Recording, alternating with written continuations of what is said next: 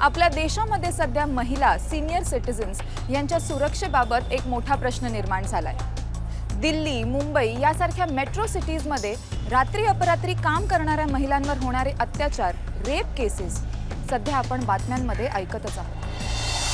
स्त्री आता प्रगत झाली, ती प्रत्येक क्षेत्रात स्वतःचा ठसा उमटवतीये। कामामुळे वेळी अवेळी तिला घराबाहेर राहावं लागतं, पण त्यासाठी कोणतीही सुरक्षतेची ठोस योजना बनवली गेलेली नाही हे नक्कीच जाणवतं। हेच कारण आहे की महिलांविरोधी गुन्हेगारी वाढतीये। पण मग सिनियर सिटीजन्सचं काय? ते तर सुरक्षित असायला हवे होते, पण मग त्यांना धोका का निर्माण झाला? घरात एकटेपणाने राहणारे हे सिनियर सिटीजन्स गुन्हेगारांचं लक्ष का झाले? त्यांना टार्गेट का बनवलं गेलं?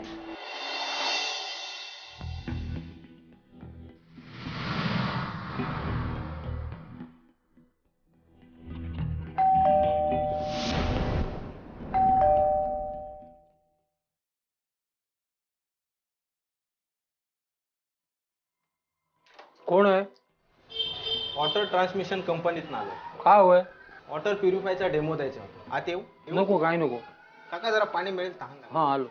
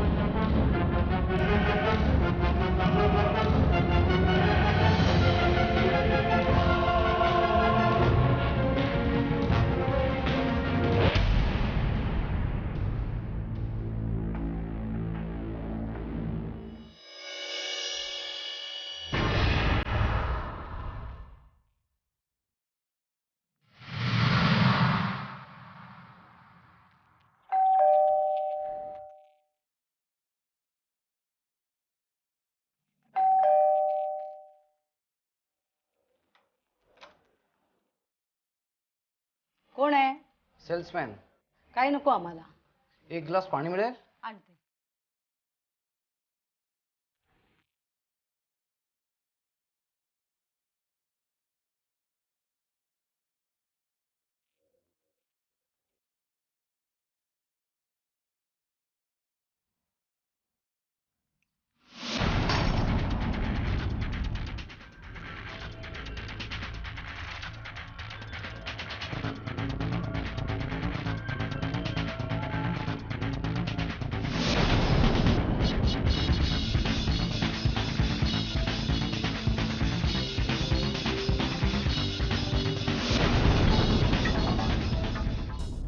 आज पुन्हा एकदा मुंबईमध्ये एका वृद्ध महिलाची हत्या झाली आहे। मुंबईतील महिला आणि वृद्ध सुरक्षित नाही हे पुन्हा एकदा सिद्ध झालं आहे।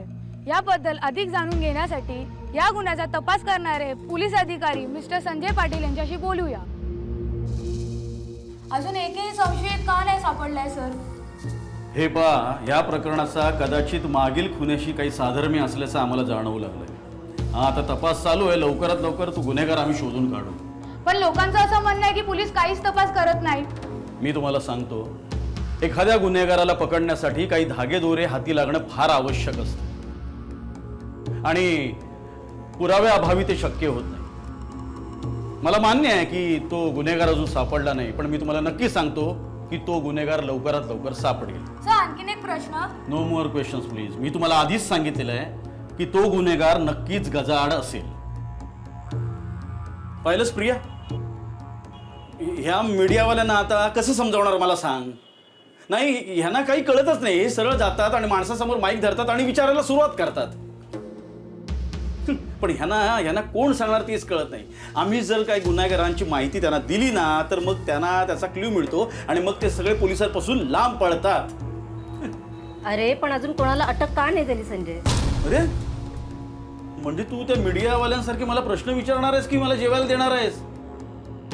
ते जाऊ दे, जेवायला काय केलंय? भेंडीची भाजी केली. फर्स्ट क्लास, मस्तपैकी जेवायला वाट. चल चल चल चल.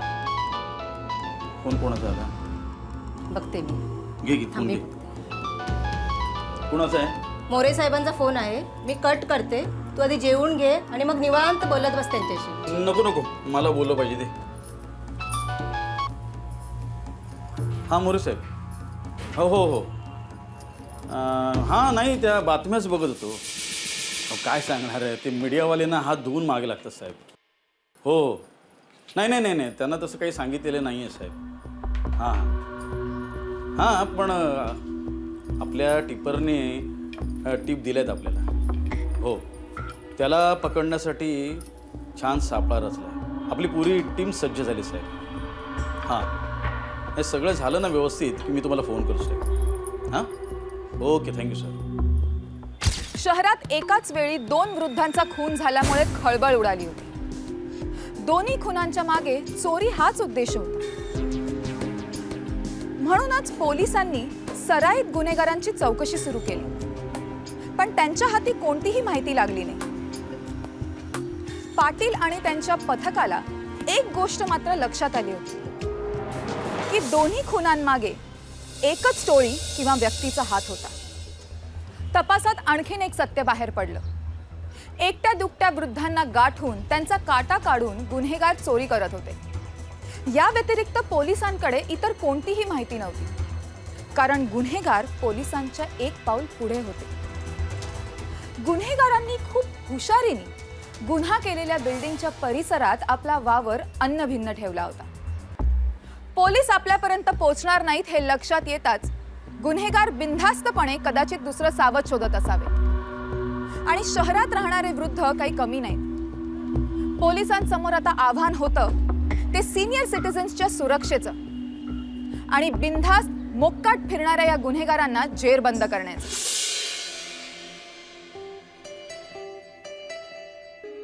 अहो आजी. कोण? मी का? हो तुम्हीच. नमस्कार, मी श्यामल गोखले, तुमची शेजारी. हो का? कालच आम्ही सामान शिफ्ट केलं. पाहिलं तुम्हाला मी काल सामान शिफ्ट करताना. काल अजिबात वेळ नव्हता बोलायला. तसं आम्ही थोडं थोडं सामानच आणणार आहोत, कारण मी आणि माझा मुलगाच इथे राहतो. तो आता गेला ना, प्रसाद जोशीच ना? हो हो, गेल्या आठवड्यात आमच्याकडे आलेले ते. आठवड्याभर ह्या रूमची चावी आमच्याकडेच होती. हां, तसं आमचं घर आहे डोंबिवलीत, पण तिथे मुलगी राहते. अगं रात्री 1-2 वाजता त्याला घरी यायला, म्हणून आम्ही इथे शिफ्ट झालो. बरं केलं, पण आत्ता तरी वेळेवर येतो ना? येतोच म्हणायचं, तरी त्याला 11-12 होतातच. मग दिवसभर तुम्ही घरी एकट्याच असताल ना? काय करणार, दिवसभर करमत नाही, पण प्रसादची आबाळ होते म्हणून सगळं करावं लागतं. शेवटी काय, त्याच्याशिवाय कोण आहे मला? हो ना, अगदी बरोबर बोलला. पण चला, मला आता ऑफिसला जायला उशीर होतोय. बरं बरं. सेकंड शिफ्ट आहे माझी. आपण रविवारी मस्त गप्पा मारूया. हो का? पण तुझ्या घरी कोण असतं? तसं दिवसभर माझ्याही घरी कोणीच नसतं. हां, आपला अख्खा फ्लोअर बंद असतो दिवसभर. आणि हो, तुम्ही तुमचा दरवाजा दिवसभर बंदच ठेवा. बर. आजकाल कोणाचं काही खरं नाही. काळजी घ्या. चला येते. ये. हां.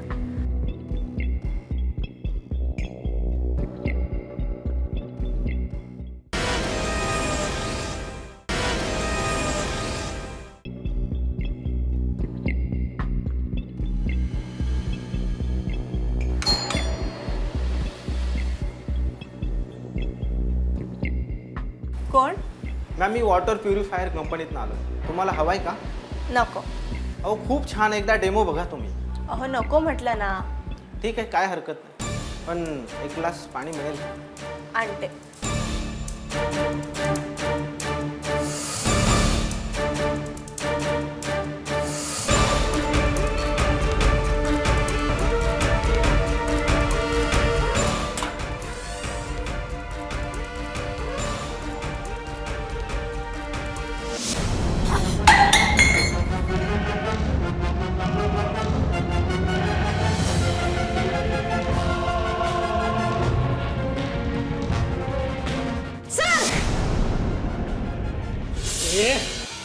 Done Tejaswini, good job. कोण आहेस तू? Sub inspector Tejaswini Mhatre. या आधी झालेल्या खुनामध्ये तू आहेस? नाही साहेब. ए इथे काय टाइमपास चाललाय का हा? तुझे ना मोबाईल डिटेल्स ना मॅच झालेत. दादरच्या विष्णू गरडे सोसायटीतल्या कोकिला बेन जेडेचा मर्डर तू केलास. त्यांच्या घरातील 3 लाखाची कॅश हा आणि 1.5 लाखाचं सोनं पावलंस तू. पार्लेच्या हायलँड सोसायटी मधल्या 3ऱ्या मजल्यावर राहणाऱ्या रामचंद्र मोरेंचा खून तू केलायस. त्यांच्या घरातले 50,000ची रोकड आणि 65,000चे दागिने तू लंपास केलेत, कळलं का? साहेब, या सोसायटीत आयुष्यात कधी गेलो नाही मी. सोसायटीत गेला नव्हतास तू? हा? आम्ही काय मूर्ख आहोत? आमच्याकडे काही पुरावे नाहीयेत? हा? तुला इथून काय निसटण्याची संधी द्यायची आम्ही तुला?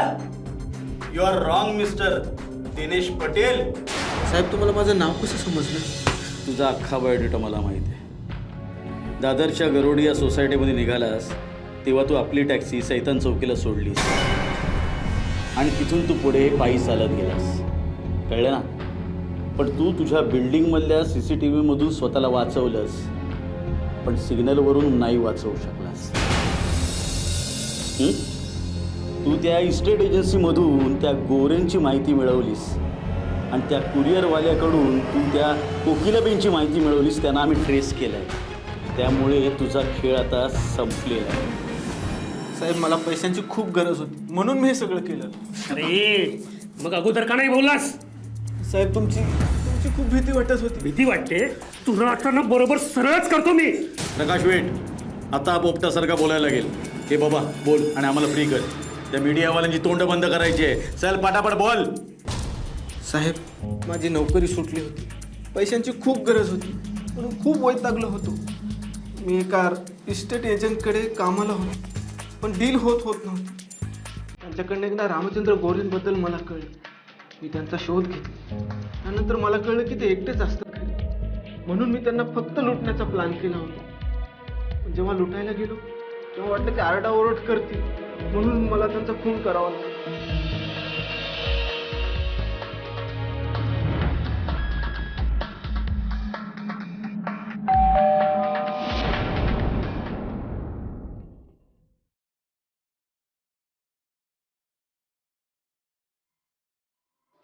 कोण आहे? वॉटर ट्रान्समिशन कंपनीत आलो. काय होय? वॉटर प्युरिफायचा डेमो द्यायचा होता. आत येऊ? नको, काय नको. काका, जरा पाणी मिळेल? तहान लागली. हा आलो.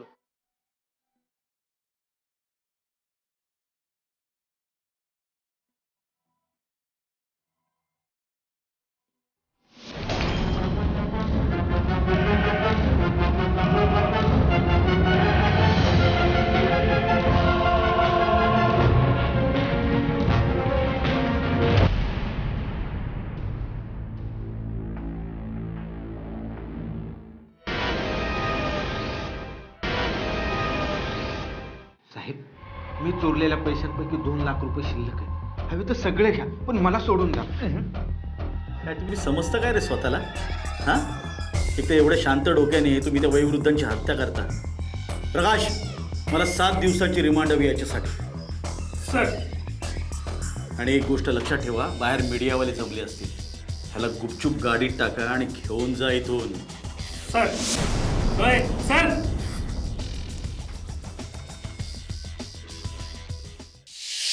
शेवटी गुन्हेगार सापडला. 2 निष्पाप वृद्धांचा फक्त पैशासाठी खून करणारा हा दिनेश पटेल सापडला. फक्त 8 दिवसात कोणतेही धागेदोरे न सोडणाऱ्या या गुन्हेगाराला मुंबई पोलिसांनी शितफीने अटक केली. हे प्रकरण तडीस गेल्याने इन्स्पेक्टर संजय पाटील यांनी सुटकेचा निश्वास टाकला. पण असे सॉफ्ट टार्गेट करणाऱ्या गुन्हेगारांना पकडण्यासाठी मुंबई पोलीस यांना आणखीन सतर्क राहावं लागणार होतं. कारण शहर अजूनही असुरक्षित होतं. दिवस असो किंवा रात्र, लाखो करोडो घरांमध्ये कोणी ना कोणीतरी एकटं असतंच. पण तूर्तास ही समस्या सुटली होती. सर, 2 खून करणाऱ्या या गुन्हेगारांना आपण अटक केली, त्याबद्दल अभिनंदन. पण हा खून त्यांनी का केला? प्राथमिक चौकशीनंतर असं स्पष्ट झालंय की हे सर्वच्या सर्व खून पैशांसाठी केले गेले. आता हा गुन्हेगार दिनेश पटेल मूळचा गुजरातचा जुनागडचा आहे. गेले 3 वर्ष हा मुंबईमध्ये तळ ठोकून होता. या गुन्ह्यामध्ये त्याचा हात होता हे निश्चित झालेलं आहे. आता आम्ही कोर्टाकडे मागणी केलेली आहे की आम्हाला 7 दिवसांची पोलीस कस्टडी हवी आहे. सर, हा गुन्हेगार 2 महिन्यापूर्वी एका दाम्पत्याची परळी येथे झालेल्या हत्येत सहभागी होता का? नाही, हे आम्ही निश्चितपणे काही सांगू शकत नाही, कारण पुराव्याअभावी बोलणं हे मला उचित वाटत नाही आहे. पण कसून चौकशी चालू आहे.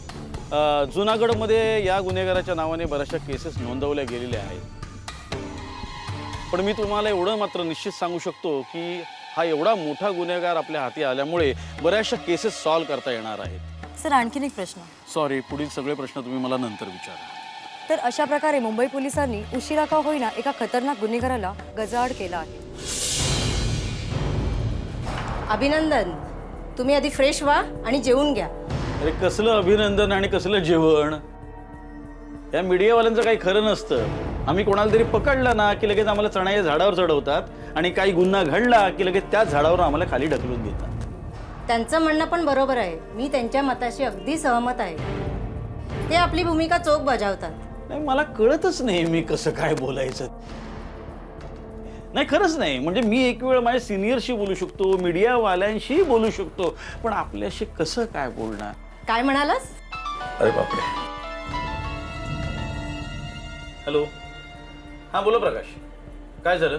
सर, सांताक्रूज पूर्व वृंदावन सोसायटीमध्ये खून झालाय. काय मर्डर झालाय? हां बरं ठीक आहे. हो तुम्ही पोहोचा तिथे, मी येतो 15 मिनिटात. सर, साहेबांचा फोन आला होता, तुम्हाला विचारत होते. बरं प्रकाश, मी काय म्हणतो, मयत इसम कोण आहे? सिनियर सिटीजन वंदना मोरे त्यांचं नाव आहे. आणि सर, त्यांचाही खून गळा घोटूनच झालाय. Same to same Dinesh Patel style. काय? अरे कसं शक्य आहे? पण तो तर रिमांडमध्ये आहे. हो बरं ठीक आहे, तो तुम्ही पोचा, मी येतो तिथे 15 मिनिट. बरं चल येतो मी. अरे पण जेवून तरी जा. कसलं जेवण आणि कसलं काय? त्या सिनियर सिटीजनचा मर्डर करणारी टोळी अजून कार्यरत आहे. अरे पण तू आजच पकडलायस ना त्यांना. अरे पण मर्डर पण आजच झालाय ना. चल येतो मी.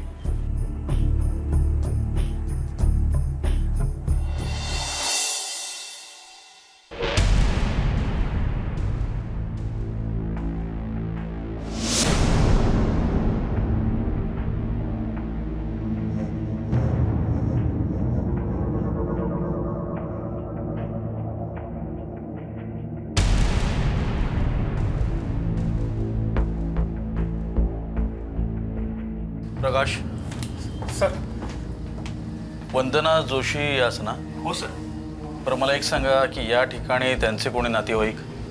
नाही सर, यांच्या इथे नातेवाईक कोणी राहत नाहीत. हां, पण एक मुलगा आणि सून आहे, ते अमेरिकेला असतात सर. 5 वर्ष झाली, पण वर्षातून एकदा इथे येतात आणि ह्या इथे तर एकट्याच राहत होते. सर, आणि मला तर आश्चर्यच वाटतंय. हे मर्डर टेक्निक दिनेश पटेलचं आहे. अगदी हुबेहूब तसाच गुन्हा दिसतोय आपल्याला. म्हणजे पहा, किचनमध्ये पाण्याचा ग्लास उकडी पडलाय आणि कपाटातील दागिने आणि पैसे चोरीला गेले. कुठेही फोर्स एंट्री नाहीये. म्हणजे दिनेश पटेल आपल्याशी खोटं बोलतोय सर. अगदी बरोबर आहे तुमचं.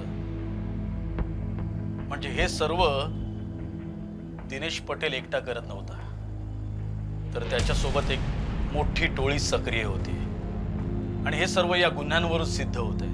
हो सर, पण मी कसून चौकशी केली होती. प्रकाश, राहून राहून त्याच गोष्टीचं आश्चर्य वाटतंय मला की तो इतका निडर वाटत नव्हता, म्हणून तर एका फटक्यात त्याने सर्व गोष्टी आपल्याला सांगून टाकल्या. सर, कुणी दुसराच नसेल या मागे? बरोबर आहे. आपली दिशाभूल करण्याची शक्यता नाकारता येत नाही, कारण मर्डर पर्पज तो एकच आहे. Yes sir.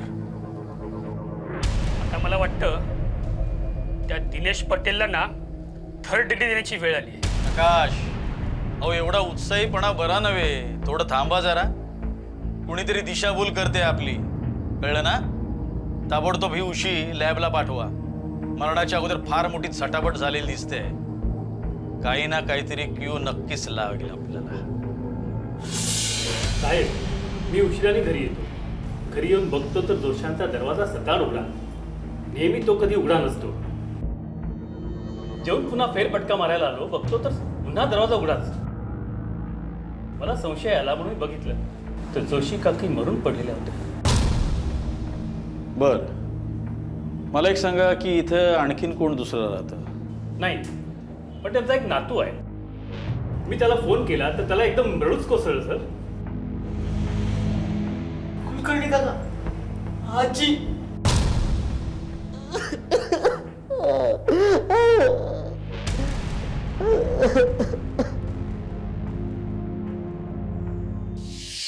हा खून धक्कादायक होता. पोलीस हतबल झाले होते हे स्पष्टपणे दिसून येत होतं. त्यांना आता नव्याने तपास करावा लागणार होता. दिनेश पटेल याचा या सगळ्यात हात होता का? तो जर एका टोळी बरोबर होता तर चौकशीत त्यांनी असं का काही कबूल केलं नाही? इन्स्पेक्टर संजय पाटील हे वंदना जोशी यांच्या खुनाला पकडू शकतील? हे पाहण्यासाठी बघा उद्याचा भाग क्राईम. जय हिंद. हे थेरडे, पैसे दे म्हणालो ना. हे पैसे माझ्या बापाचे आहेत, तुझ्या बापाचे नाही आहेत. तू पैसे दे, नाहीतर नाहीतर काय काय करणार तू? मला मारणार? मी तुझ्यासाठी काहीतरी खायला घेऊन येते. खायला नको, पाणी घे. मला खूप तहान लागली.